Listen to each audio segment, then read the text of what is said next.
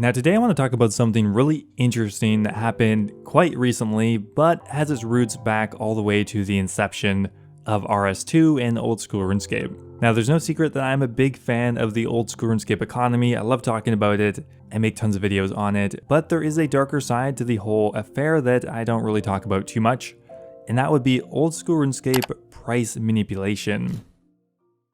So obviously in the game there are people like me, merchers, flippers, who will try to use the best information available to make profitable trades, just earn money through the grand exchange. Obviously, I don't have a problem with that, or if I did, I'd be a big hypocrite. So obviously, I think that is fine, but if we go further than that, there are players or groups of players who try to affect the outcome of their investments directly, and that can come in many different forms. Probably one of the most obvious examples that most people would point to are merching clans. Now these have existed in the game for a long time. Essentially it'd be a few people or a group of people coming together to all attempt to artificially inflate the price of an item. Essentially this would be a pump and dump scheme within old school, and it is actually against the game rules now. Now these were really popular back in RS2, not as much anymore, although I'm sure they still do exist. These are against the rules because generally a lot of people get burned attempting to merch in this way. There's a few people at the top who are going to make a ton of money, and all the people at the bottom are going to lose all the money. Now this is because they are essentially only creating artificial demand. Sure, there is the occasional person that will have to purchase an item at an inflated price, but the majority of people who are buying these items are people within the merchant clan themselves, just on the bottom. Now, over the years, merchant clans have become less popular, partly because they are now directly against the game rules. I think over the years, players became a little smarter, more resistant to falling for one. But that said, in 2022, price manipulation is still around and maybe as prevalent as ever, it's just taking a different form. While merchant clans were very direct and obvious, now there are much more intelligent types of manipulation. One that has become a lot more popular recently is what I would like to call social engineered price manipulation. Now probably one of the most obvious examples of this is from 4 years ago. Now there was a guy on Reddit whose name was literally Buff Arim Staff backwards, who I think noticed that the Arim Staff was essentially at high elk price and that there was nowhere to go but up, and the fact that the Arim Staff was very underpowered, decided to stock up on this item. Now what this person did, I would say, is pretty smart actually, and in this instance didn't really hurt anybody, but did employ a similar strategy of social engineering and item merch. Now what they did is they essentially, for lack of a better word, shitposted on Reddit about how underpowered the Arim Staff was. Okay, well actually there is a word for it, and it's called astroturfing. Now for those who don't know, astroturfing is kind of a deceitful way of manipulating information. Often it's used to give credibility to someone or an organization. Just as an example, let's say that you accidentally bought 10,000 fidget spinners a couple months after they, fell out of fashion, and you wanted to unload those. You could start a social media campaign stating that, fidget spinners cure depression, and by hiding your true intent, you could unload your 10,000 fidget spinners. Now in the case of the Arim Staff merch, this came in quite a few different forms that ranged from somewhat subtle to more obvious, but it was something that this person was working on for a while. For example, such posts as, "Today I learned that there were 230 magic weapons in the game better than the Arim Staff. This is indicating that the Arim Staff is a two-handed weapon, and essentially you can wear anything with a good offhand and have it be better." Or even random ones like this one, "Buff Arim Staff," which you just edited in some buff hands on. Now this garnered quite a bit of traction, and whether or not related at all, Jagex did end up making a change to the Arim Staff, and this person ended up making hundreds of millions of GP just from this merch alone.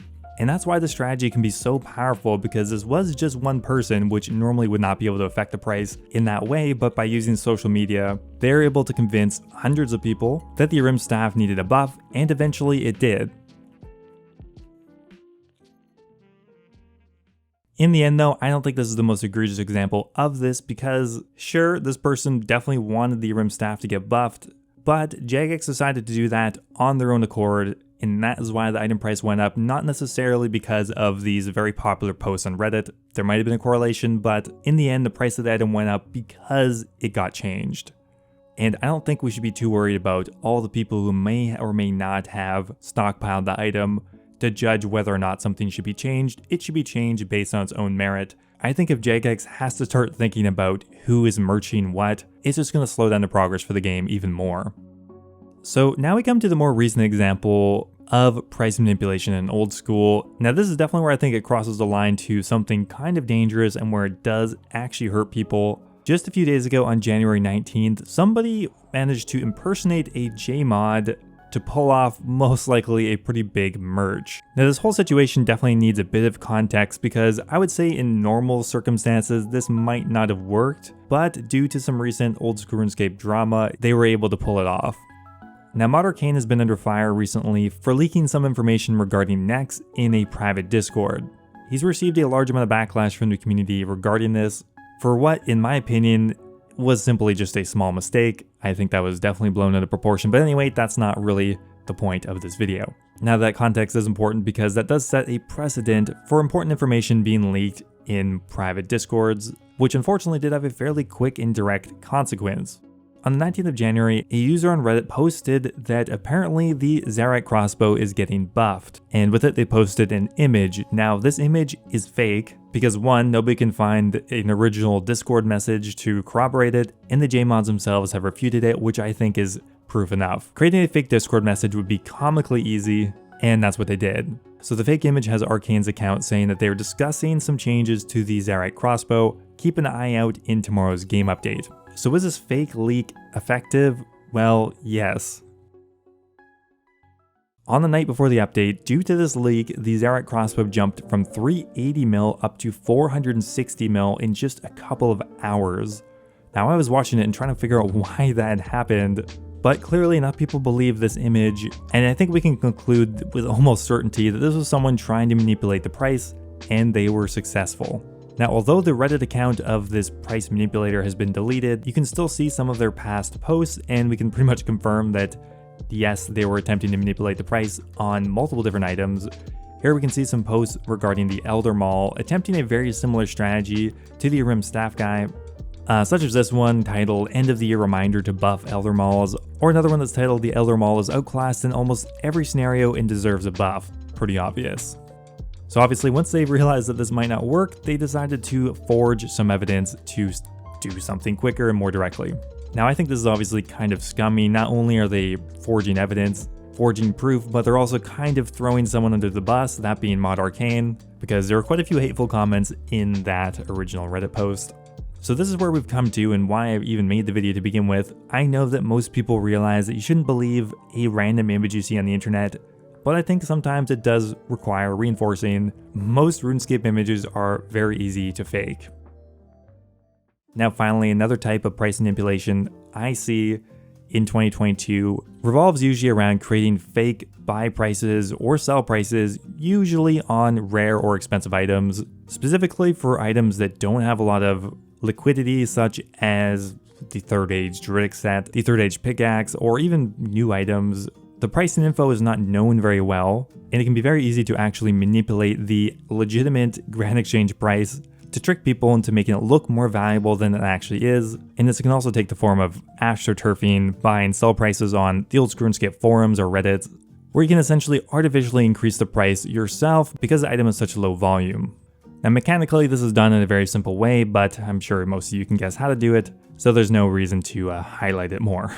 So as always, whenever there's an incentive or financial gain to manipulate something, people definitely will. So just keep your eyes peeled when you are making investments yourself, because I don't want you to get burned, and also just to be aware of the darker side of merching that is becoming more popular nowadays.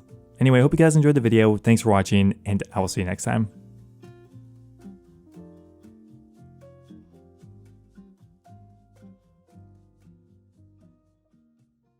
Now before I go here, I want to give a huge thank you to all of my members over on YouTube. Thank you so much to Cesarium OSRS, The Hybrid, Alejandra, Sejuani's Flail, and Kush Patel for all being subscribed at the Dragon tier. Thank you guys so much, really appreciate it. Also a giant thank you to Ryan Shady, Mexose, Basstich, NDM001, and yoyosup89 for all subscribing at the Runite tier. Really means a lot. As always, if you are looking for another way to support the channel, becoming a YouTube member is a great way to support me directly. You will be immortalized in all of my future videos, get access to a custom role in my Discord server, and my video release schedule. Thanks again, guys, and I will see you next time.